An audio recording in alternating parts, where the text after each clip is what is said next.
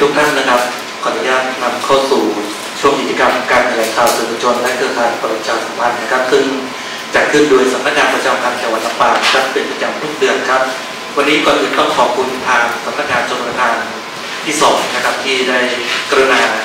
ดูแลสถานที่ในการแถลงข่าวในวันนี้ครับ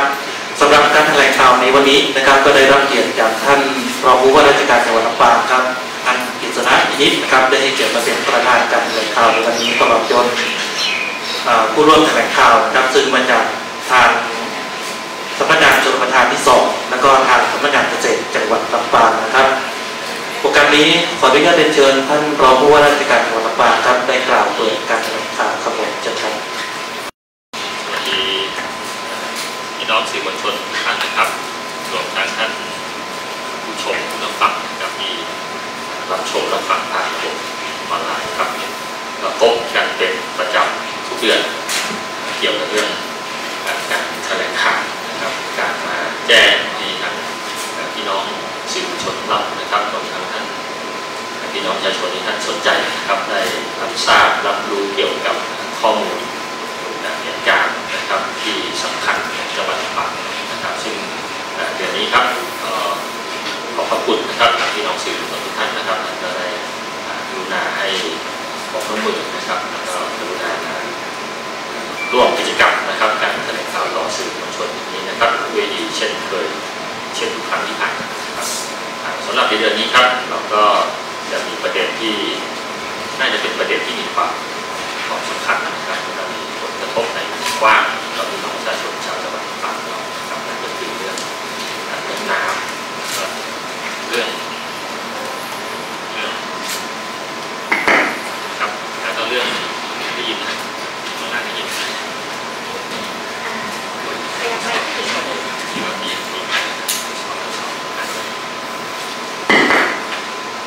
ทดสอบได้ยินไหมทดสอบครับทดสอบไม่เปลี่ยนแต่ไม่น่าจะติดแต่เสียงไม่ออกติดนะติดทดสอบนะครับเด็กครับขอโทษนะครับเมื่อกี้ขัดข้องทางเทคนิคครับก็เป็นเรื่องที่จะมานำเรียนนะครับให้กับพี่น้องสื่อมวลชนและท่านผู้ชมผู้รับฟังได้รับทราบนะครับก็คือในเรื่องของสถานการณ์น้ำนะครับรวมทั้งเรื่องการจัดการในช่วงฤดูแล้งของจังหวัดลำปางเรานะครับซึ่งช่วงนี้ก็น่าจะเป็นช่วงปลายของตัวสถานการณ์นะครับก็จะได้ถือโอกาสนี้นะครับมานำเรียนว่าช่วงที่ผ่านมาพวกเราได้ดำเนินการอะไรบ้างนะครับมาตรการที่เราได้กำหนดไว้ไม่ว่าจะเป็นเรื่องการบริหารจัดการในเรื่องต้นทุนน้ำนะครับในช่วงปลายปีที่ผ่านมาในเรื่องของการจัดการในด้านความต้องการใช้น้ำของภาคส่วนต่างๆครับส่วนท้ายก็เป็นเรื่องของการบริหารจัดการนะครับทั้ง3ด้านนะครับทางจังหวัดลำปางเราโดยที่เกี่ยวข้องก็ได้ให้ความสำคัญและก็ดำเนินการมาโดยตลอดนะครับวันนี้ก็จะขอถือโอกาสให้ท่านหัวหน้าส่วนราชการนะครับที่เกี่ยวข้องในเรื่องนี้โดยตรงเราได้มานำเรียนให้กับทางพี่น้องสื่อมวลชนเราได้รับทราบครับขอบคุณท่านรองผู้ว่าราชการจังหวัดลำปางนะครับพี่น้องสื่อมวลชนแล้วก็คุณผู้ชมทางบ้านนะครับที่ท่านรองผู้ว่าราชการจังหวัดลำปางได้กล่าวไปเบื้องต้นนะครับในเรื่องของสถานการณ์น้ำนะครับซึ่งแน่นอนครับมีผลกระทบต่อการดำรงชีพต่อการดำเนินชีวิตของพ่อแม่พี่น้องประชาชนอย่างแน่นอนนะครับซึ่งหน่วยงานที่เกี่ยวข้องนะครับจะต้องมีการบริหารจัดการน้ำครับโดยเฉพาะในปีนี้นะครับในช่วงของเดือนมกราคมจนถึงพฤษภาคมก็จะอยู่ในสถานการณ์ของภัยแล้งนะครับในช่วงฤดูแล้งนะครับตลอดจนการบริหารจัดการเพื่อรองรับฤดูฝนที่จะเกิดขึ้นหลังจากนี้ด้วยนะครับสำหรับวันนี้นะครับก็มีทางด้านสำนักงานชลประทานที่2นะครับซึ่งได้รับเกียรติจากทางด้านเรียนกลิ่นแสงปัญญาผู้อำนวยการส่วนบริหารจัดการน้ำและบำรุงรักษานะครับที่ท่านจะมาให้ข้อมูลในส่วนของสถานการณ์น้ำในแหล่งน้ำในพื้นที่จังหวัดลำปางครับว่าภาพรวมเป็นยังไงบ้างแล้วก็มีแผนการบริหารจัดการรองรับฤดูแล้งและเชื่อมต่อฤดูฝนในรายบ้านนะครับโอกาสนี้ขอเชิญท่านครับ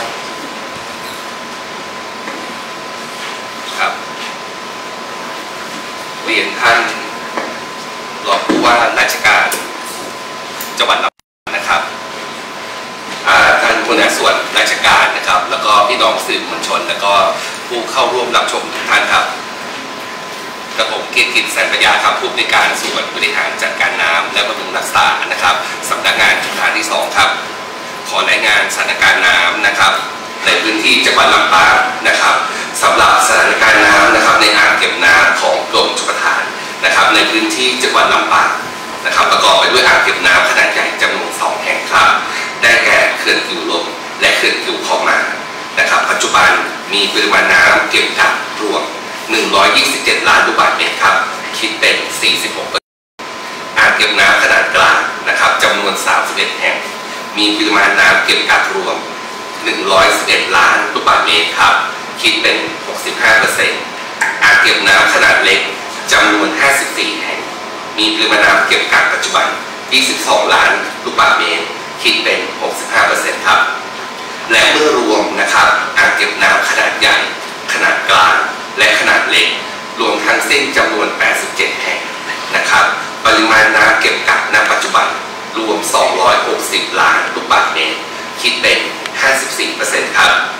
จากปริมาณน้ำดังกล่าวที่กักเก็บไว้นะครับก็เป็นยืนยันนะครับว่ามีความพอเพียงนะครับที่จะใช้ในกิจกรรมต่างๆในช่วงต้นฤดูฝนนะครับก็คือในช่วงตั้งแต่เดือนพฤษภาคมไปจนถึงเดือนกรกฎาคมปี68นี้ครับสำหรับผลการดำเนินการปี 2567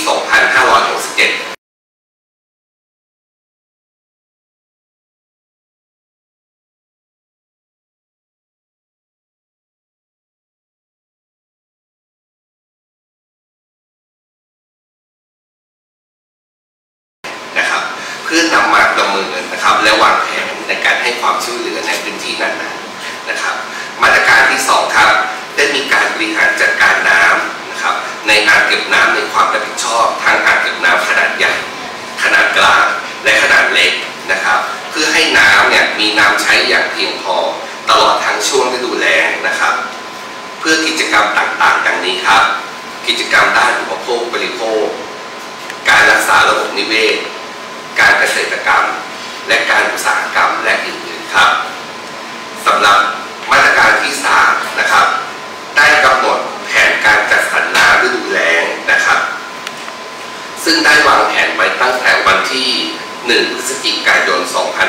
2567 ถึง 30 เมษายน 68 นี้นะครับได้จัดสรรได้วางแผนนะครับจัดสรรกิจกรรมการใช้น้ำรวมทั้งสิ้น271 ล้านลูกบาศก์เมตรพื้นที่เกษตรกรรมรวม 76,786 ไร่ซึ่งปัจจุบันครับผลการดำเนินการได้ดำเนินการจัดสรรน้ำตามแผนไปแล้วทั้งสิ้น379 ล้านลูกบาศก์เมตรครับพื้นที่เกษตรกรรมในช่วงฤดูแล้งรวม 85,307 ไร่ครับมาตรการที่4ครับได้ประชาสัมพันธ์ให้ความรู้กับเกษตรกรกลุ่มผู้ใช้น้ำเพื่อให้มีน้ำชุบทานใช้อย่างมีประสิทธิภาพใช้น้ำอย่างคุ้มค่าตามปริมาณน้ำต้นทุนที่มีอยู่มาตรการที่5ครับดำเนินการตรวจวัดคุณภาพน้ำนะครับในอ่างเก็บน้ำของชลประทานนะครับเป็นประจำทุกเดือนซึ่งจากผลการตรวจวัดคุณภาพน้ำนะครับพบว่าคุณภาพน้ำทั้งหมดที่ได้รับการตรวจวัดผ่านเกณฑ์การควบคุมของกรมชลประทานครับมาตรการที่6กิจกรรมการมีส่วนร่วมของชุมชนและกลุ่มผู้ใช้น้ำในการบริหารจัดการน้ำให้สอดคล้องกับความต้องการใช้น้ำตามปริมาณน้ำต้นทุนครับมาตรการที่7มีการติดตามและรายงานสถานการณ์น้ำเป็นประจำทุกวันให้กับหน่วยงานที่เกี่ยวข้องและกลุ่มผู้ใช้น้ำนะครับผ่านทางสื่อโซเชียลต่างๆนะครับมาตรการที่8ครับมีการลงพื้นที่นะครับเพื่อติดตามประชุมร่วมกับกลุ่มผู้ใช้น้ำประเมินผลเสนอผู้เกี่ยวข้องและผู้บริหารอย่างต่อเนื่องจนสิ้นสุดฤดูแล้งนี้นะครับซึ่งณปัจจุบันนะครับก็ต้องถือว่าเป็นช่วงเราเดินทางมาจนถึงช่วงท้ายของ ฤดูแล้งแล้วนะครับหลังจากนี้ไปนะครับซึ่งทางอุตุนะครับคาดว่าน่าจะเข้าสู่ช่วงฤดูฝนและประกาศเข้าสู่ในช่วงฤดูฝนประมาณสัปดาห์ที่3ของเดือนพฤษภาคมนะครับก็จะมีการประกาศเข้าสู่ช่วงฤดูฝนอย่างเป็นทางการนะครับซึ่งทางกรมชลประทานโดยสำนักงานชลประทานที่2นะครับก็ได้มีการจัดเตรียมความพร้อมเพื่อเตรียมเข้ารับสู่ฤดูฝนต่างๆนะครับเช่นเรื่องของการวางแผนการบริหารจัดการน้ำในช่วงฤดูฝนนะครับการกำหนดจุดพื้นที่เสี่ยงภัยต่างๆการเตรียมความพร้อมในเรื่องของการเครื่องจักรเครื่องมือนะครับเพื่อที่จะเตรียมเผชิญเหตุในกรณีที่เกิดอุทกภัยขึ้นในพื้นที่เป็นต้นนะครับการดำเนินการต่างๆตามที่ได้กล่าวไปนี้นะครับเป็นผลการดำเนินงานตามมาตรการต่างๆนะครับในช่วงของฤดูแล้งปี 2567/68 ของสำนักงานชลประทานที่2ครับครับผมก็เป็นว่าเป็นการดำเนินตามมาตรการนะครับทั้ง8มาตรการในการรองรับฤดูแล้งในปี 2567/2568 นะครับขออนุญาตสอบถามทางชลประทานเพิ่มเติมครับในช่วงที่ผ่านมานะครับเกิดสถานการณ์แผ่นดินไหวเกิดขึ้นนะครับซึ่งในส่วนของอ่างเก็บน้ำขนาดใหญ่พื้นที่จังหวัดตากเราทั้งเขื่อนคิวลมและเขื่อนคิวเข้ามาตรงนี้ครับมีการสำรวจหรือว่ามีการดำเนินการตรวจสอบอย่างไรบ้างครับครับก็ตามที่ได้เกิดสถานการณ์แผ่นดินไหวนะครับเมื่อวันที่ 28 มีนาคมนะครับโดยศูนย์กลางของแผ่นดินไหวเนี่ยจะเกิดอยู่ในประเทศเมียนมานะครับซึ่งผลของแผ่นดินไหวเนี่ยก็ในพื้นที่นะครับซึ่งสำนักงานชลประทานที่2เนี่ยได้ทำการตรวจสอบอ่างเก็บน้ำขนาดใหญ่ขนาดกลางและขนาดเล็กที่อยู่ในความรับผิดชอบนะครับซึ่งผลการตรวจสอบนะครับอยู่ในเกณฑ์ความปลอดภัยครับเราได้เข้าไปตรวจสอบนะครับทางด้านกายภาพนะครับแล้วก็ได้ตรวจวัดด้วยเครื่องมือตรวจวัดพฤติกรรมเขื่อนนะครับซึ่งจากผลการเข้าตรวจสอบเนี่ยขอเรียนยืนยันนะครับว่าอ่างเก็บน้ำของเราที่อยู่ในความดูแลยังมีสภาพมั่นคงปลอดภัยครับไม่ได้รับผลกระทบจากแผ่นดินไหวครับครับก็ทำให้พ่อแม่พี่น้องประชาชนมาโดยเฉพาะทางตอนใต้ของเขื่อนนะครับก็มีความสบายใจมากยิ่งขึ้นนะครับถึงความมั่นคงแข็งแรงของอ่างเก็บน้ำขนาดใหญ่นะครับในพื้นที่จังหวัดลำปางทั้งเขื่อนคิวลงคิวคลองหมานะครับซึ่งทั้ง2เขื่อนนี้ก็จะสามารถกักเก็บน้ำในช่วงฤดูฝนนะครับเป็นน้ำต้นทุนที่จะให้พวกเรานะครับได้นำมาใช้เป็นเกิดประโยชน์นะครับในตลอดทั้งปีครับกระผมจากในส่วนของทางด้านชลประทานนะครับมาต่อทางด้านสำนักงานเกษตรจังหวัดลำปางครับแน่นอนครับในการบริหารจัดการน้ำในภาคการเกษตรก็ถือได้ว่ามีความสำคัญเป็นอย่างยิ่งนะครับที่จะลดผลกระทบให้กับพ่อแม่พี่น้องเกษตรกรนะครับวันนี้ก็ได้รับเกียรตินะครับจากท่านเกษตรจังหวัดลำปางครับท่านอภิรักษ์หลักชัยกุลนะครับได้ให้เกียรติมาร่วมนะครับให้ข้อมูลในการบริหารจัดการน้ำด้านภาคการเกษตรในช่วงฤดูแล้งเชิญครับท่านครับขอบคุณมากครับ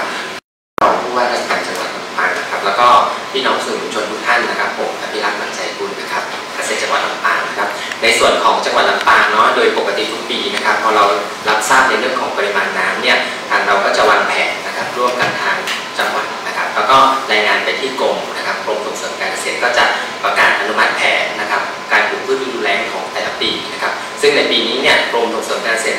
อนุมัติแผนจำนวน 199,000 กว่าไร่เศษนะครับให้กับจังหวัดลำปางในการบริหารจัดการพืชฤดูแล้งนะครับในส่วนนี้นะครับเป็นพื้นที่ในเขตชลประทานนะครับ 68,372 ไร่แล้วก็นอกเขตชลประทาน 131,059 ไร่นะครับอันนี้เป็นแผนนะครับและหลังจากวันที่ 18 เมษายนที่ผ่านมาเนี่ยเราก็กำกับดูแลและรวบรวมมานะครับผลปรากฏว่า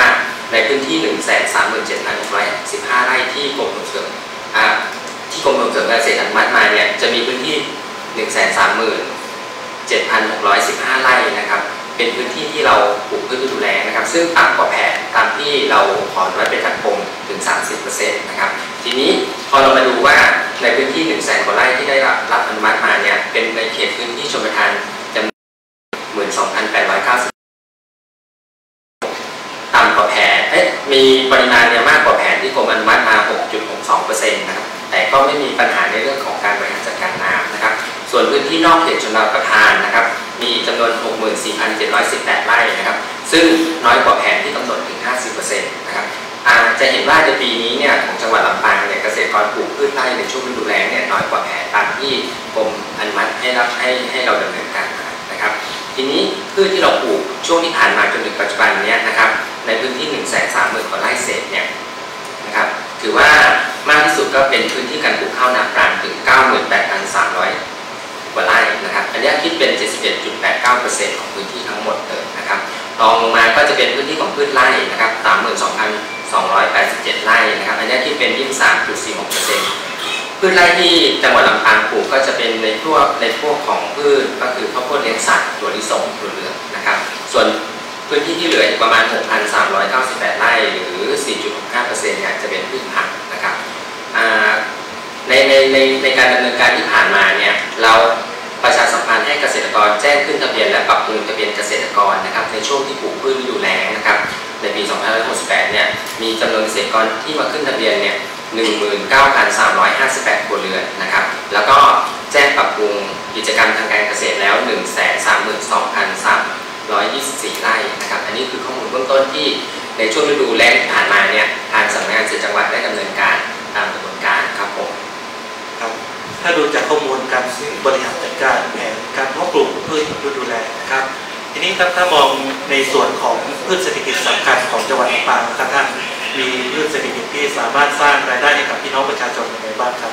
ครับผมก็ถ้าพูดในเรื่องเศรษฐกิจที่สำคัญนะครับโดยเฉพาะในช่วงฤดูแล้งนะครับเราสรุปมาในช่วงฤดูแล้งก่อนนะครับก็หลักๆอย่างที่นำเรียนไปก็คือข้าวนาปรังนะครับกับข้าวโพดเลี้ยงสัตว์นะครับขณะเดียวกันก็จะมีพืชที่ใช้น้ำน้อยอย่างเช่นถั่วลิสงถั่วเหลืองแล้วก็พืชผักต่างๆด้วยนะครับโดยสำนักงานเกษตรจังหวัดลำปางเนี่ยมีแนวทางในการส่งเสริมนะครับ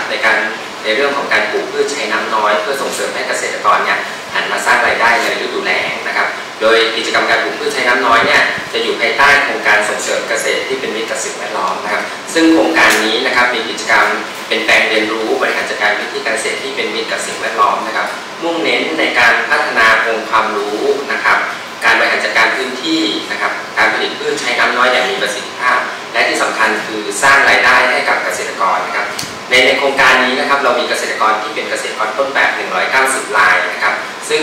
เป็นการดำเนินการจัดตั้งศูนย์เรียนรู้การปลูกพืชใช้น้ำน้อยนะครับไม่ว่าจะเป็นข้าวโพดเลี้ยงสัตว์ถั่วเหลืองถั่วลิสงนะครับซึ่งสิ่งเหล่านี้นะครับเราดำเนินการในพื้นที่6 อำเภอนะครับไม่ตั้งแต่อำเภอเมืองลำปางแจ้ห่มเถินแม่ทะวังเหนือและอำเภอแม่พริกครับผม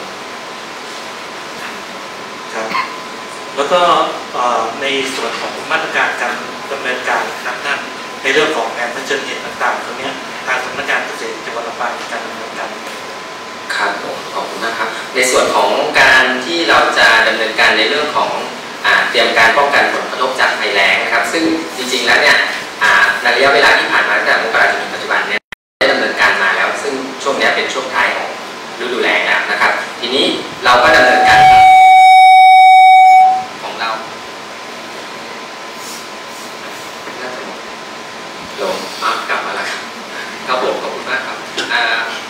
เราก็ดำเนินการตามแผนของสำนักงานเกษตรจังหวัดที่ได้ดำเนินการไว้นะครับวางแผนไว้ในเรื่องของการป้องกันและลดผลกระทบนะครับประเด็นที่1นะครับประเด็นที่2เป็นการเผชิญเหตุและการบรรเทาทุกข์นะครับประเด็นที่3เป็นการฟื้นฟูให้ดีกว่าเดิมนะครับ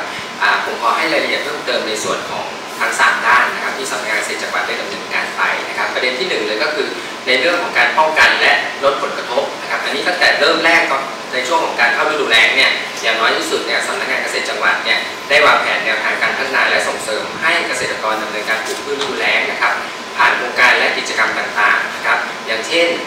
โครงการขยายผลแปลงต้นแบบใช้น้ำอย่างรู้คุณค่านะครับเป็นโครงการอันเนื่องมาจากพระราชดำรินะครับมีการถ่ายทอดความรู้การเพิ่มประสิทธิภาพการผลิตพืชและการใช้น้ำอย่างมีประสิทธิภาพนะครับในโครงการนี้นะครับเราสนับสนุนระบบน้ำแปลงต้นแบบให้กับเกษตรกรนะครับส่วนโครงการที่2ที่เรานำไปใช้ในการส่งเสริมก็คือโครงการส่งเสริมการเกษตรที่เป็นมิตรกับสิ่งแวดล้อมที่ได้นำเรียนในเบื้องต้นเมื่อกี้นะครับในกิจกรรมก็จะมีงาน Green Day ซึ่งเราจัดงาน Green Day เพื่อให้เกษตรกรได้รับรู้วิธีการผลิตพืชที่เป็นมิตรกับสิ่งแวดล้อมนะครับตรงนี้นะครับเป็นการถ่ายทอดความรู้เพิ่มประสิทธิภาพการผลิตพืชเช่นกันนะครับดำเนินการสนับสนุนแปลงเรียนรู้ต่างๆนะครับอันนี้คือ คือ2ประเด็นที่เราใช้กับพืชฤดูแล้งที่เป็นพืชฤดูอายุสั้นนะครับขณะเดียวกันการปลูกพืชของจังหวัดลำปางเนี่ยจะมีพืชอื่นๆที่มีความสำคัญอย่างเช่นไม้ผลนะครับลำไยอะไรเนี่ยเราก็ให้ความสำคัญในการที่จะส่งเสริมวิธีการที่จะประหยัดน้ำแล้วก็ทำให้ต้นพืชเนี่ยผ่านฤดูแล้งไปอย่างมีประสิทธิภาพนะครับก็คือมาตรการที่เราไปแนะนำส่งเสริมหรือถ่ายทอดให้กับเกษตรกรก็อย่างเช่นการใช้น้ำอย่างประหยัดนะครับเพราะว่าโดยเฉพาะไม้ยืนต้นหรือไม้ผลเนี่ยเราต้องไปแนะนำให้เขาใช้น้ำอย่างถูกต้องและประหยัดในช่วงฤดูแล้งเพราะว่าการลดน้ำในบริเวณโคนต้นพืชเนี่ยจะสามารถประหยัดน้ำได้ปริมาณที่เหมาะสมแล้วก็ประเด็นที่2ก็คือคลุมดินเพื่อรักษาความชื้นอันนี้เราก็ประชาสัมพันธ์ให้เกษตรกรนะครับนำเศษวัสดุทางการเกษตรนะครับเพื่อลดการเผาด้วยเอามาทำปุ๋ยหมักด้วยแล้วก็เอามาคลุมพื้นที่เหล่านี้เพื่อให้รักษาความชื้นกับไม้ผลไม้ยืนต้นซึ่งมีอายุยาวนะครับประเด็นที่3ที่เราดำเนินการแนะนำให้กับเกษตรกรก็คือการตัดแต่งกิ่งเพื่อลดการคายน้ำนะครับเนื่องจากว่าถ้าเราไม่ตัดแต่งกิ่งหลังจากที่เราเก็บผลผลิตไปแล้วเนี่ยปริมาณใบเยอะการคายน้ำก็จะเยอะทำให้พืชเนี่ยอาจจะชะงักการเจริญเติบโตและไม่สามารถอยู่รอดในช่วงฤดูแล้งที่ผ่านมาได้นะครับ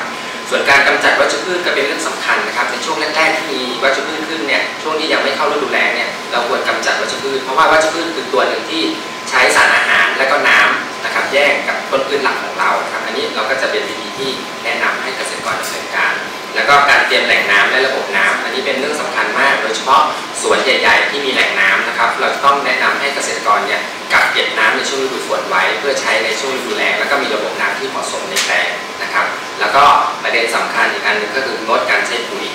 เนื่องจากว่าถ้าเราใส่ปุ๋ยในช่วงที่ไม่มีน้ำเนี่ยปุ๋ยก็จะไม่เกิดประโยชน์ทำให้ต้นทุนสูงและที่สำคัญคือถ้าเป็นช่วงที่มีน้ำการเจริญเติบโตของพืชก็จะมากขึ้นการใช้น้ำก็จะมากขึ้นเพราะฉะนั้นเราเป็นกำจัดให้คำแนะนำในเรื่องของการใช้ปุ๋ยน้อยลงในช่วงนั้นนะครับและประเด็นที่สำคัญที่สุดก็คือการทำแนวป้องกันไฟนะครับเนื่องจากว่าพืชไม้ผลและไม้ยืนต้นเนี่ยเป็นพืชที่อายุยาวถ้าเกษตรกรไม่ทำแนวกันไฟแล้วหากมีการไฟไหม้จากที่อื่นมาและลุกลามเข้าพื้นที่สวนของเกษตรกรเนี่ยจะเป็นการป้องกันและกำจัดเป็นการป้องกันภัยที่ค่อนข้างยากเพราะฉะนั้นประเด็นสุดท้ายเนี่ยเราจะแนะนำให้เกษตรกรทำแนวป้องกันไฟในส่วนของตัวเองครับประเด็นเหล่านี้เป็นสิ่งที่ผ่านมาแล้วที่ทางสำนักงานเกษตรจังหวัดได้ดำเนินการเพื่อให้ความรู้กับเกษตรกรในการป้องกันนะครับภัยแล้งที่ผ่านมาครับผมขออนุญาตสอบถามข้อมูลเพิ่มเติมอีกนิดหนึ่งครับท่านในช่วงภัยแล้งที่ผ่านมาเนี่ยมีเกษตรกรพี่น้องประชาชนได้ให้ข้อมูลขอความช่วยเหลือมายังสำนักงานเกษตรจังหวัดในประเด็นที่ผ่านมาในช่วงระยะเวลาที่ผ่านมาเนี่ยเนื่องจากว่าเราประชาสัมพันธ์ให้เกษตรกรเนี่ยค่อนข้างดีนะครับเกษตรกรส่วนใหญ่ก็จะเป็นแบบตามแต่ทั้งนี้ทั้งนั้นเนี่ยในเรื่องของปริมาณน้ำเนาะบางครั้งเนี่ยเกษตรกรก็ในช่วงที่อาจจะมีปัญหาบ้างแต่เท่าที่ผ่านมาเนี่ยยังไม่ได้รับรายงานมาครับเนื่องจากว่าในประเด็นที่เราทำเนี่ยนอกจากในเรื่องของให้ความรู้ดังที่ผ่านไปแล้วเนี่ยเรายังมีประเด็นในเรื่องของการเผชิญเหตุนะครับเราต้องการให้เกษตรกรเนี่ยมาขึ้นทะเบียนเกษตรกรในช่วงที่ปลูกพืชฤดูแล้งนะครับเพื่อทำการปรับปรุงข้อมูลของตัวเองนะครับที่เคยให้ไว้กับกรมส่งเสริมการเกษตรว่าตัวเองได้ให้รายละเอียดในเรื่องของการปลูกพืชไว้แล้วก็อัปเดตในเรื่องของข้อมูลนะครับอันนี้จะเป็นประโยชน์ในการบริหารจัดการช่วยเหลือเมื่อเกิดภัยธรรมชาติหรือว่าเมื่อเกิดภัยพิบัตินะครับให้กับเกษตรกรได้นะครับอันนี้เป็นประเด็นที่เราให้ความสำคัญมากประเด็นหนึ่งเหมือนกันและอยากจะเพิ่มเติมในประเด็นในเรื่องของการฟื้นฟูเนาะเพราะว่าจริงๆเรามีแผนฟื้นฟูกรณีที่เกิดภัยพิบัติหรือว่ากรณีที่เกษตรกร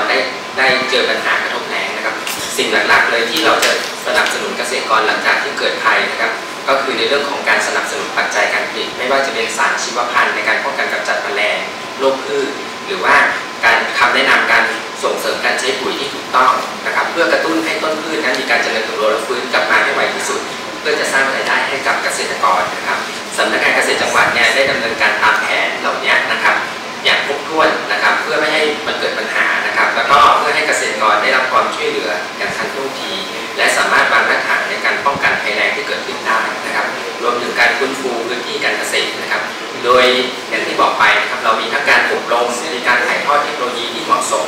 ให้การสนับสนุนปัจจัยการผลิตเพื่อสร้างเสริมความมั่นคงให้กับภาคการเกษตรของจังหวัดต่างๆครับผมก็ถือได้ว่าเป็นแนวทางการแก้ไขปัญหาเนาะรวมถึงการดำเนินการเพื่อจะให้พ่อแม่พี่น้องประชาชนเกษตรกรได้รับผลกระทบน้อยที่สุดนะครับสุดท้ายท่านครับท่านมีอะไรที่อยากจะบอกฝากถึงพ่อ พ่อแม่พี่น้องประชาชนชาวเกษตรกรในการที่จะใช้สิทธิ์นะครับความเป็นเกษตรกรในการรักษาสิทธิ์ของตนเองในการที่จะขอความช่วยเหลือจากสำนักงานการเกษตรครับผมประเด็นนี้ผมสุดท้ายเนี่ยผมขอฝากประเด็นในเรื่องของการเป็นเกษตรกรนะครับเพราะว่าการขึ้นทะเบียนเกษตรกรเนี่ย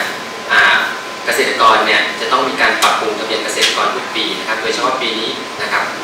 ทุกท่านก็ต้องไปขึ้นทะเบียนเกษตรกรและปรับปรุงทะเบียนเกษตรกรนะครับเพราะว่าการขึ้นทะเบียนเกษตรกรเนี่ยนะครับมันเป็นการวางฐานข้อมูลหรือข้อมูลที่เกษตรกรให้มาเนี่ยจะเป็นการวางรากฐานในการวางแผนนะครับในการส่งเสริมการเกษตรของเรานอกจากนี้ฐานข้อมูลอันนี้นะครับยังใช้ในการช่วยเหลือเกษตรกรตามมาตรการของภาครัฐทุกประเด็นนะครับที่จะต้องใช้ฐานข้อมูลของเกษตรกรที่มาขึ้นทะเบียนกับเรานะครับและเกษตรกรก็จะได้รับสิทธิประโยชน์ต่างๆตามประกาศของกระทรวงเกษตรและสหกรณ์ถ้าหากมีเกิดภัยพิบัติหรือได้รับความช่วยเหลือในโครงการต่างๆนะครับเพราะฉะนั้นทางสำนักงานเกษตรจังหวัดเนี่ยจึงขอเชิญชวนให้พ่อแม่พี่น้องเกษตรกรเนี่ยนะครับมาขึ้นทะเบียนและปรับปรุงทะเบียนเกษตรกรให้เป็นปัจจุบันนะครับซึ่งเกษตรกรสามารถแจ้งขึ้นทะเบียนได้ณที่สำนักงานเกษตรอำเภอหรือสำนักงานเกษตรจังหวัดใกล้บ้านท่านนะครับที่เขียนว่าเป็นศูนย์พิรุณราษฎร์ก็สามารถเข้าไปขอรับบริการได้นะครับขณะเดียวกันก็จะมีช่องทางอื่นๆด้วยที่เป็นเว็บไซต์นะครับก็เป็นefarmer.doae.go.th นะครับอันนี้เกษตรกรก็สามารถขึ้นทะเบียนผ่านช่องทางนี้ได้นะครับและปัจจุบันเนี่ยเรายังมีช่องทางอีกช่องทางหนึ่งก็คือช่องทาง Farmbook Application นะครับอันนี้เกษตรกรสามารถที่จะโหลดนะครับผ่านระบบ iOS หรือ Android ก็ได้นะครับหลังจากนั้นเกษตรกรก็ลงข้อมูลไปตามปกติแล้วมันก็จะมีการทำประชาคมผ่านระบบออนไลน์นะครับเมื่อมีการผ่านประชาคมผ่านออนไลน์สำเร็จแล้วก็ถือว่าเกษตรกรได้ลงทะเบียนและปรับปรุงทะเบียนเกษตรกรนะครับเรียบร้อยแล้วนะครับในกรณีของฟาร์มบุ๊กเนี่ยต้องเป็นเกษตรกรรายเก่านะครับที่เคยถูกขึ้นทะเบียนกับสำนักงานเกษตรของเราไปแล้วนะครับแต่ขอเน้นย้ำอีกอันหนึ่งนะครับในเรื่องของการขึ้นทะเบียนและปรับปรุงทะเบียนเกษตรกรเนี่ยนะครับเกษตรกรต้องแจ้งจดตามความจริงนะครับและเป็นปัจจุบันนะครับเข้าใจว่าอยากให้รู้เลยว่าสิ่งที่คุณทำเนี่ยต้องเป็นความจริงและปัจจุบันทั้งนี้การแจ้งขึ้นทะเบียนและปรับปรุงทะเบียนเกษตรกรเนี่ยถือว่าเป็นหน้าที่ของเกษตรกรนะครับที่จะต้องดำเนินการเพื่อให้รักษาสิทธิประโยชน์ต่างๆครับที่จะได้รับจากการบริการจากภาครัฐนะครับและที่สำคัญอีกอันหนึ่งอย่างฝากก็คือการให้ข้อมูลเป็นเท็จกับทางราชการนะครับหรือว่ามีโทษตามกฎหมายนะครับก็ขอฝากและเชิญชวนเกษตรกรทุกท่านนะครับให้มาขึ้นทะเบียนเพราะว่าการขึ้นทะเบียนท่านมีผลต่อไปอีกรอบหลายเดือนต่อไปในอนาคตแน่นอนจากการนี้นะครับขอบคุณมากครับครับขอบคุณท่านเกษตรจังหวัดนะครับก็ถือว่าเป็นการบริหารจัดการภาคการเกษตรที่ค่อนข้างจะครบวงจรครับสำหรับพี่น้องประชาชนที่อยู่ในพื้นที่อำเภอต่างๆก็สามารถที่จะประสานงานไปได้ที่เกษตรอำเภอครับเนาะครับก็หลากหลายช่องทางนะครับที่เราจะเข้าถึงบริการภาครัฐได้นะครับขออนุญาตไปทางด้านชลประทานอีกสักนิดหนึ่งครับเมื่อสักครู่ท่านได้พูดถึงว่าช่วงปลายเดือนพฤษภาคมนี้ก็จะเข้าสู่ช่วงของเริ่มสู่ฤดูฝนเข้ามาบ้างแล้วนะครับทีนี้ครับแผนการรับมือสถานการณ์น้ำที่อาจจะเกิดขึ้นในช่วงฤดูฝนปีนี้ทางโครงการมีแผนการบริหารจัดการยังไงบ้างครับครับสำหรับการเตรียมความพร้อมนะครับในเรื่องของเตรียมรับมือฤดูฝนนะครับก็เราได้มีการเตรียมความพร้อมในเรื่องของการสำรวจจุดเสี่ยงต่างๆนะครับซึ่งจุดเสี่ยงพวกนี้ก็จะเป็นจุดที่เคยเกิดอุทกภัยขึ้นนะครับที่เราเรียกว่าจุดน้ำท่วมซ้ำซากนะครับซึ่งจุดเหล่านี้เราก็จะนำมาประเมินนะครับวางแผนที่เตรียมความพร้อมที่จะรับมือนะครับรวมไปจนถึงเรื่องของการเตรียมเรื่องของเครื่องจักรเครื่องมือนะครับที่จะเตรียมออกไปเพื่อเข้าช่วยเหลือนะครับสนับสนุนนะครับในกรณีที่เกิดเหตุสถานการณ์ในพื้นที่นะครับในช่วงฤดูฝนนี้ครับแล้วก็ส่วนหนึ่งนะครับที่สำคัญนะครับก็คือเป็นเรื่องของการบริหารจัดการน้ำซึ่งในช่วงฤดูฝนเนี่ยนะครับเราก็มักจะพบว่าในช่วงที่ฝนตกมากที่สุดเนี่ยก็จะเป็นในช่วงของเดือนสิงหาคมถึงเดือนกันยายนนะครับหลายๆพื้นที่เนี่ยก็มักจะมีสถานการณ์อุทกภัยในพื้นที่นะครับซึ่งสถานการณ์อุทกภัยในแต่ละพื้นที่จะรุนแรงมากน้อยเพียงใดนะครับส่วนใหญ่ก็จะขึ้นกับปริมาณฝนที่ตกในพื้นที่และขึ้นกับการเตรียมความพร้อมนะครับความพร้อมของการเตรียมรับมือนะครับความพร้อมเครื่องจักรเครื่องมือและการติดตามสถานการณ์นะครับซึ่งการติดตามสถานการณ์อย่างใกล้ชิดเนี่ยครับก็จะช่วยให้ เรื่องของการลดความเสียหายที่อาจจะเกิดขึ้นจากสถานการณ์อุทกภัยสามารถบรรเทาลดน้อยลงได้นะครับก็อยากจะฝากพี่น้องประชาชนต่างๆนะครับโดยเฉพาะในช่วงเดือนสิงหากันยายนเนี่ยที่เป็นช่วงไฮไลท์ของฤดูฝนเนี่ยติดตามสถานการณ์นะครับโดยกรมชลประทานเนี่ยก็จะมีการให้ข้อมูลต่างๆนะครับที่เป็นการแจ้งเตือนต่างๆให้กับประชาชนในพื้นที่นะครับก็อยากให้ติดตามสถานการณ์อย่างใกล้ชิดครับครับขอบคุณมากครับมาถึงท่านรองครับจากข้อมูลของทั้งสองหน่วยงานที่ได้นำเสนอไปครับท่านรองในส่วนไหนที่จะเพิ่มเติมนะครับต้องขอขอบคุณนะครับพี่น้องเกษตรกรนะครับคนลำปางเราทุกท่านที่ท่านได้ให้ความร่วมมือนะครับกับภาครัฐเป็นอย่างดีนะครับตามที่ข้อมูลที่ท่านเกษตรจังหวัดได้นะครับจะมีการบริหารจัดการการปลูกพืชการจัดการปลูกพืชที่ใช้น้ำน้อยนะครับซึ่งผลการดำเนินการเหล่านี้นะครับก็ทำให้จังหวัดลำปางเรานะครับมีน้ำที่พอเพียงนะครับและปัจจุบันก็คาดว่าน้ำต้นทุนที่เรามีอยู่นะครับจะสามารถใช้บริหารจัดการได้ตลอดช่วงฤดูแล้งที่จะถึงนี้ครับอันนี้ก็เป็นสิ่งที่ต้องขอบคุณทุกภาคส่วนเลยนะครับประการที่2ครับในเรื่องของการวิเคราะห์น้ำต้นทุนนะครับตามที่ท่านผู้แทนท่านผู้ในการสมัครประการที่2ได้แจ้งไปนะครับก็ต้องไปดูตัวน้ำที่เรา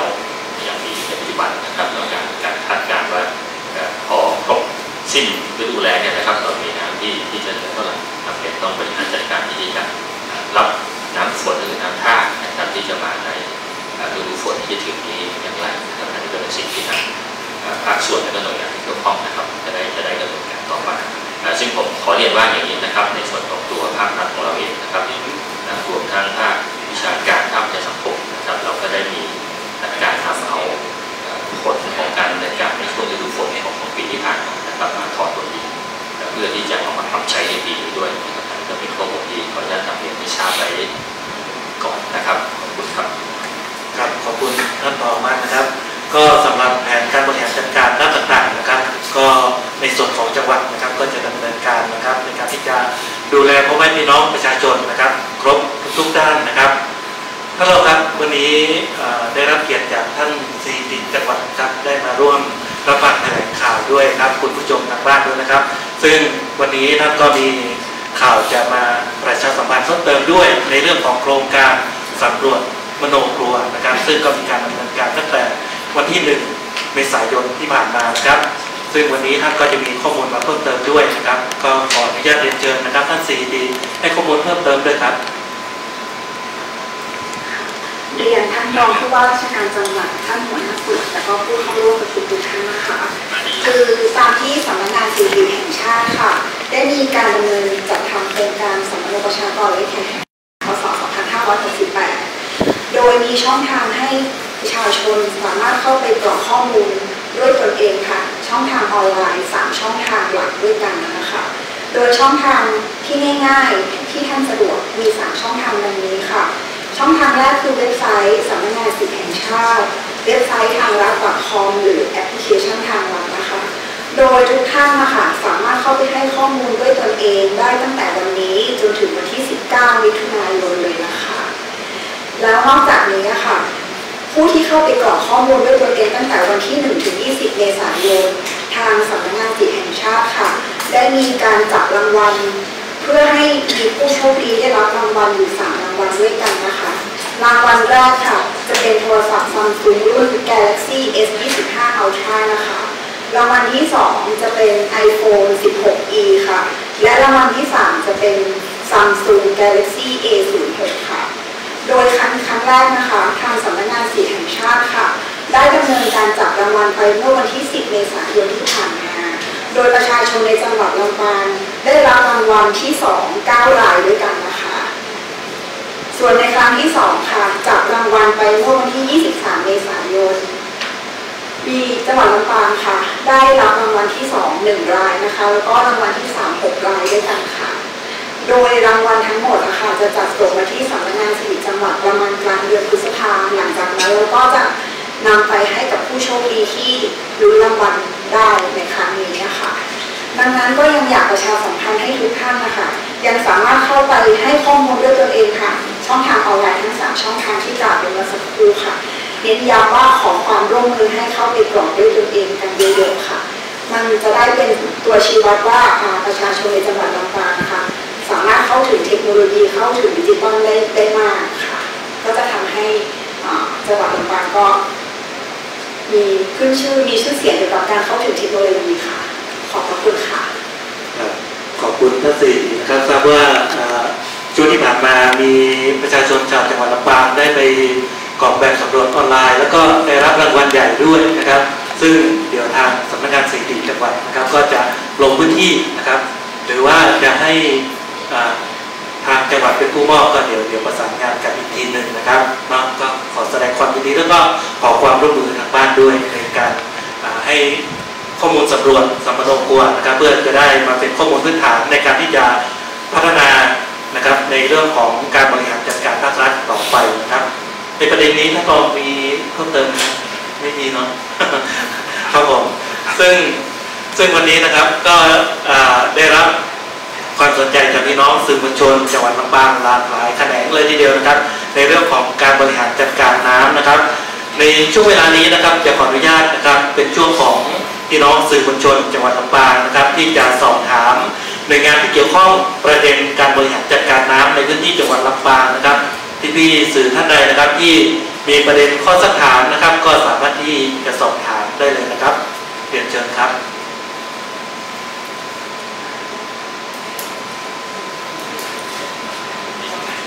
พี่แม็กสักนิดนึงเลยครับประเด็นคำถาม แล้วก็ทางอาจา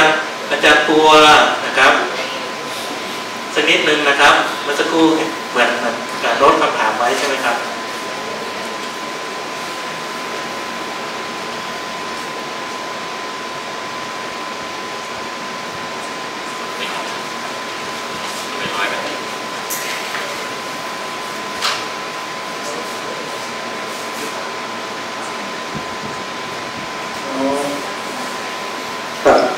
จริงๆแล้วท่านพูดได้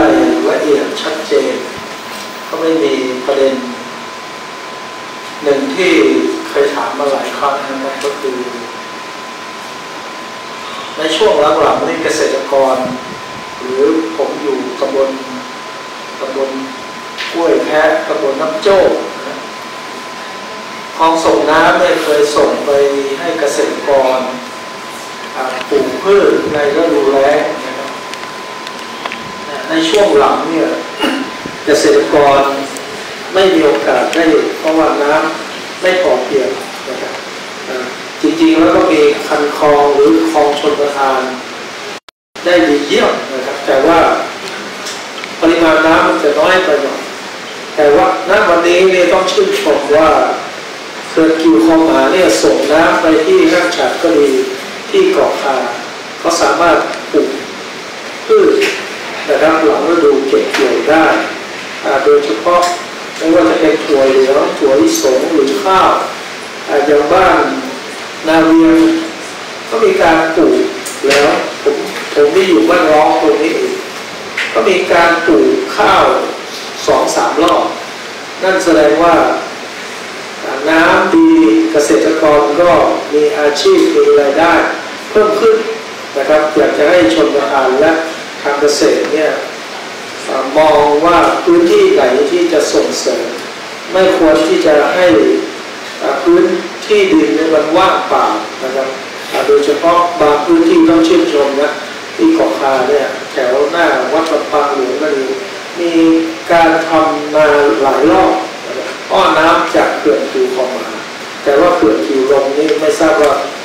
เป็นอย่างไรบ้างผอ.ชลประทาน2ครับก็ขอบคุณนะครับที่ได้ให้ความสนใจแล้วก็ติดตามสถานการณ์นะครับก็ขอนำเรียนอย่างนี้ครับในการบริหารจัดการโครงการเขื่อนกิวลมและกิวคลองหมานะครับเรามีการบริหารจัดการในลักษณะของอ่างเก็บน้ำที่เป็นนะครับโดยเรามีการกักเก็บน้ำไปที่เขื่อนกิวคลองหมาส่วนหนึ่งนะครับและที่เขื่อนกิวลมอีกส่วนหนึ่งในการบริหารจัดการน้ำนะครับเพื่อใช้ในกิจกรรมต่างๆนะครับเราจะนำน้ำต้นทุนของอ่างเก็บน้ำทั้งเขื่ ขื่อนกิ่วลมและกิ่วคอหมามารวมกันแล้วบริหารจัดการซึ่งเราเรียกว่าเป็นการบริหารจัดการในลักษณะของอ่างบวกนะครับเพราะฉะนั้นพื้นที่ที่รับผิดชอบนะครับก็จะมีพื้นที่ของทั้งเขื่อนกิ่วลมและของกิ่วคอหมาด้วยเช่นเดียวกันนะครับซึ่งระบบนะครับการส่งน้ำเนี่ยเราจะมีการส่งน้ำจากเขื่อนกิ่วคอหมาลงมาให้กับเขื่อนกิ่วลมเราใช้ระบบของกิ่วลมนะครับเป็นตัวกระจายน้ำซึ่งส่งน้ำไปให้ทั้งทางฉัดเกาะขาตามที่ท่านได้เรียนถามซึ่งเป็นระบบส่งน้ำของเราเรียกว่าระบบส่งน้ำสายใหญ่ฝั่งขวากิ่วลมนะครับซึ่งเราจะใช้ระบบตัวนี้เป็นตัวกระจายน้ำไปนะครับและทางฝั่งซ้ายของแม่น้ำวังเราจะใช้ระบบของโครงการส่งน้ำและเรือสามแม่วังเป็นตัวกระจายน้ำไปทางฝั่งซ้ายของแม่น้ำวังนะครับไปจนถึงเกาะขาเช่นเดียวกันนะครับก็จะเป็นพื้นที่ที่อยู่ในเขตรับผิดชอบของทางโครงการส่งน้ำกิ่วลมกิ่วคอหมาและโครงการส่งน้ำแม่วังครับเราขออนุญาตนำเรียนเบื้องต้นแบบนี้นะครับครับที่สื่อท่านใดมีประเด็นสอบถามเพิ่มเติมนะครับทางสวทลำปาง มีข้อประเด็นจากส่วนกลางที่จะสอดรับกับการดำเนินการของจังหวัดนะครับขออนุญาตเชิญพี่ออสครับเอาใกล้ๆหน่อยเนาะ ถ้ามันโน้นรู้สึกไปเปิดเอกสารอะไรมันชัดเจนนะครับสถิติจังหวัดนี้ประชากรอะไรอันนี้ครบเลยไหมครับคืออย่างเด็กเกิดอะไรเงี้ยพอจะมีไหมครับครบ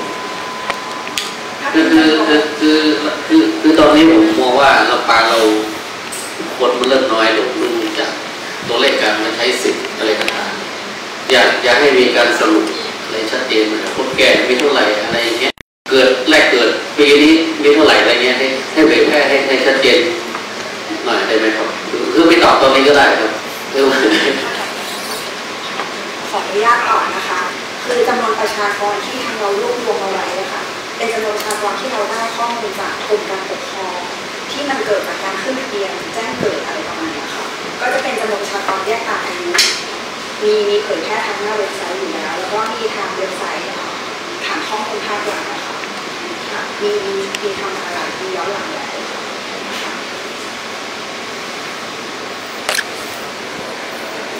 ครับเชิญท่านต่อไปครับผมมีประเด็นสอบถามเพิ่มเติมไหมครับขออนุญาตประเด็นหนึ่งถามเกษตรนะคือผมมีโอกาสหลายครั้งที่ไปบ้านจู้หรือไปโครงการของชุมชนนะวิสาหกิจชุมชนข้าวทิพย์ช้างนะครับผมไปดูแล้วโครงการเขานี่ล้มลุกคลุกคลานตั้งแต่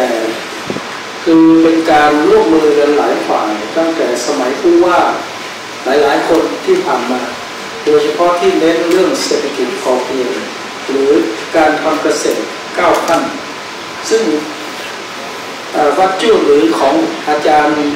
เนกซึ่งเป็นศึกษานิเทศรุ่นน้องผมเนี่ยได้ทำอย่างต่อเนื่องกับอาจารย์ปรวัตรนะขณะนี้ที่ผมไปล่าสุดไม่กี่วันมานี้เขามีโครงการที่จะทำระบบการสีข้าวครบวงจรได้รับงบประมาณสนับสนุนจากมูลนิธิของบริษัทกระทิงแดงเนี่ย3 ล้านกว่าบาทเพื่อที่จะมาสร้างระบบการสีข้าวปลูกข้าวหรืออะไรครบวงจรโดยเฉพาะข้าวที่เป็นเพื่อสุขภาพและเพิ่มมูลค่าแต่ผมไปสอบถามแล้วนี่ก็คือปัญหาก็คือเกษตรกรสำนักงานเกษตรก็ดีหรือกรมพัฒนาเรื่องข้าวเนี่ยกรมข้าวเนี่ยยังไม่สนับสนุนอย่างต่อเนื่องพื้นที่ด้านหลังที่มีเคยเป็นอบรมสัมมนาเนี่ยมันก็หายไปเลยสมัยก่อนที่สมบูรณ์แบบมากนะแต่ทางฝั่งทิศตะวันออกตอนนี้ย้ายมาอยู่ฝั่งทิศตะวันลงสีแล้วก็ศูนย์การเรียนรู้ที่จะมาอยู่ฝั่งทิศตะวันตกนะครับก็อยากจะเรียนว่า ถ้าเกษตรอำเภอเกษตรตำบลไปศึกษาเรียนรู้ขบวนการทำงานทำข้าวอินทรีย์ก็ดีข้าวอะไรทั้งหลายเนี่ยผมว่ามันจะวันนั้นผมถามว่าทำไมไม่ขยายไปที่อื่นก็จะมีที่อำเภอเมืองปานถ้าหากว่าหรือชนประทานก็ดีหรือหน่วยงานใน MOU แม้ว่าพัฒนาชุมชนก็ดีเพื่อมีตลาดรองรับข้าวปลอดสารพิษหรือผักปลอดสารพิษที่เขาทำอยู่เนี่ยมันก็กระจายกระจายแต่ผมสัมภาษณ์แล้วนะครับว่าถ้าระบบราชการนี่มันไม่ต่อเนื่องคือทำแล้วหยุดขาดไม่มีงบก็ไม่ทำอะไรอย่างนี้นะครับเพราะฉะนั้นเรื่องของความยั่งยืนนะครับมันไม่เกิดขึ้นก็อยากจะฝากถึงเกษตรหรือเกษตรกรจะสนับสนุนอย่างไรก็ช่วยตอบสื่อมวลชนด้วยครับขอบคุณครับครับผมในประเด็นนี้เราได้ลงไปที่กลุ่มแล้วนะครับกับกลุ่มนี้ก็ได้คุยกันในเบื้องต้นเนี่ยในส่วนของงบประมาณของกรมส่งเสริมการเกษตรนะครับแล้วก็น่าจะมีในส่วนของกรมข้าวด้วยครับคือประเด็นที่เราลงไปเนี่ยเราได้คุยกันเหมือนกันว่าในความต่อเนื่องในการผลิตของกลุ่มเกษตรกรเนาะเนื่องจากว่าทางกลุ่มเนี่ยมีออเดอร์ค่อนข้างเยอะพอสมควรทีนี้ผลผลิตที่ได้เนี่ยนะครับอาจจะมีความไม่ต่อเนื่องเพราะว่าข้าวที่ปลูกเนี่ยส่วนใหญ่ถ้าปลูกในช่วงฤดูหนาวเนี่ยปริมาณข้าวที่ได้เนี่ยมันมีสารเอนโทรไซยานินสูงซึ่งข้าวตรงนี้ถือว่าเป็นข้าวที่ค่อนข้างพรีเมียมในการที่จะส่งเสริมและเขามีตลาดที่เฉพาะมากกว่านะครับแต่ทีนี้ทางกลุ่มนี้ก็เชื่อมโยงกับทางอีกกลุ่มหนึ่งที่ท่านได้บอกไว้เมื่อกี้เพราะว่าจะได้เอาผลผลิตมาเพื่อจะทำการตลาดร่วมกันนะครับทีนี้ทางเราเนี่ยก็ได้ลงไปคุยนะครับท่านเกษตรอำเภอก็ได้ลงไปดูเหมือนกันนะครับตรงนี้เดี๋ยวจะรับเรื่องไว้แล้วก็อาจจะไปทำโครงการหรืออะไรเพื่อให้เกิดความต่อเนื่องยิ่งขึ้นนะครับทั้งนี้ได้คุยกับท่านอาจารย์ในเบื้องต้นเหมือนกันเพราะว่าจริงๆอย่างที่ท่านบอกไว้ผลผลิตที่เกษตรกรปลูกเนี่ยค่อนข้างเป็นผลผลิตที่มีความเฉพาะต่อแล้วก็พรีเมียมสำหรับตลาดที่เป็นตลาดไฮเหมือนกันนะครับแต่ว่าผลผลิตอาจจะไม่เพียงพอด้วยแล้วก็การลงไปส่งเสริมเนี่ยเดี๋ยวทางเราจะไปดูอีกทีนึงว่าเราจะสามารถให้มันมีผลผลิตค่อนข้างมากแล้วก็ต่อเนื่องสามารถที่ตอบสนองตลาดได้ดียิ่งขึ้นนะครับก็ขอบคุณข้อมูลที่ให้มานะครับทางสำนักงานเกษตรจังหวัดก็พยายามอยู่กับทางสำนักงานเกษตรนะครับแล้วก็จะรีบดำเนินการต่อนะครับขอบคุณมากเลยครับขอบคุณพี่ๆสื่อมวลชนทุกคำถามนะครับสำหรับการแถลงข่าวในวันนี้นะครับการแถลงข่าวนะครับสำนักงานประชาสัมพันธ์จังหวัดลำปางนะครับก็กำหนดจัดขึ้นเป็นประจำทุกเดือนครับเนาะพี่น้องสื่อมวลชนแล้วก็คุณผู้ชมทางบ้านนะครับถ้าหากมีประเด็นที่ต้องการให้หน่วยงานที่เกี่ยวข้องหรือว่าจังหวัดได้มานำเสนอข้อมูลนะครับก็สามารถที่จะติดต่อประสานงานไปทางสำนักงานประชาสัมพันธ์จังหวัดลำปางได้นะครับซึ่งเราก็จะมาจัดแถลงข่าวต่อพี่น้องสื่อมวลชนเป็นประจำทุกเดือนครับในช่วงท้ายนี้ครับท่านรองผู้ว่าราชการจังหวัดลำปางครับขออนุญาตให้ท่านได้กล่าวปิดการแถลงข่าวด้วยครับครับตามที่ท่านช่วยประชาสัมพันธ์จังหวัดนะครับได้เรียนกันนะครับว่าทางพี่น้องสื่อมวลชนท่านมีประเด็นไหนที่เป็นเรื่องที่ท่านสนใจครับแล้วก็อยากจะได้ข้อมูลที่รบกวนท่านแจ้งมาทางสำนักงานประชาสัมพันธ์จังหวัดนะครับเรายินดีที่จะมาให้ข้อมูลกับทุกท่านนะครับในสุดท้ายนี้ครับขอขอบคุณนะครับทางพี่น้องสื่อมวลชนทุกท่านนะครับที่ท่านได้กรุณามาร่วมงานแถลงข่าวของจังหวัดลำปางในวันนี้นะครับตลอดจนท่านที่รับชมนะครับผ่านระบบออนไลน์ทุกท่านครับขอบคุณครับขอบคุณรองผู้ว่าราชการจังหวัดลำปางพี่น้องสื่อมวลชนครับแล้วก็ผู้ร่วมแถลง